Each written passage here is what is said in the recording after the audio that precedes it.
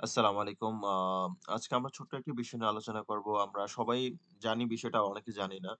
So আমরা যখন কোনো কিছু ওয়ার্ড ফেলে কোনো একটা নেম প্লেট করার চেষ্টা করি বা যেকোনো একটা কভার পেজ করার চেষ্টা করি। সাপোজ এটা আমাদের হেডিং, আমি এখানে বাংলাদেশ লিখেছি।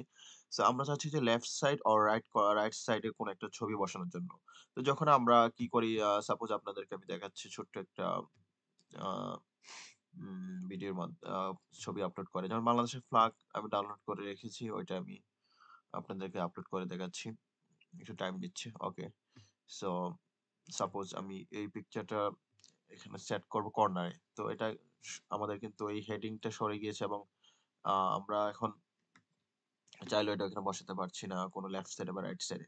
তো আমরা এখন একটা কাজ করতে পারি, এটা ডিলিট করে দিচ্ছি। সো আমরা লেফট সাইড বা রাইট সাইডে করার জন্য আমরা কি করতে পারি? ইনসার্ট এ যেতে পারি, গিয়ে শেপস এ গিয়ে আমাদের পছন্দ মতো আমরা যেই শেপ এ চাচ্ছি যেকোনো একটা শেপ নিয়ে নিতে পারি। সো আমি এখানে আ রাউন্ড শেপটাই প্রেফার করব।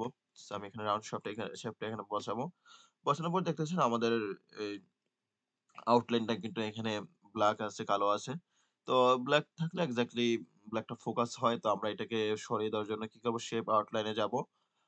আমরা নো আউটলাইন দিতে পারি, বাট আমরা ভিজিবল এর জন্য আমরা কি করতে হোয়াইট আউটলাইন দিয়ে দিলাম। নাও আমরা এখানে ক্লিক করে আ রাইট বাটন ক্লিক করলে আমরা এখানে দেখতে পারবো এড টেক্সট। এখন আমরা যদি ইনসার্ট এ যাই এগেইন, অথবা আপনারা কি কপি পেস্ট ও করতে পারেন। ইনসার্ট এ পিকচার গিয়ে আমি যেখানে ডাউনলোড করে রেখেছি ওখান থেকে আম উম স পিকটা নিয়ে নিবো। নিয়ে এখানে ইনসার্ট করে দিব। যে দেখতে পাচ্ছেন আমাদের এখানে আপলোড হয়ে গেছে। আমরা জাস্ট একটু শেপটা বড় করে দিতে পারি। বাস।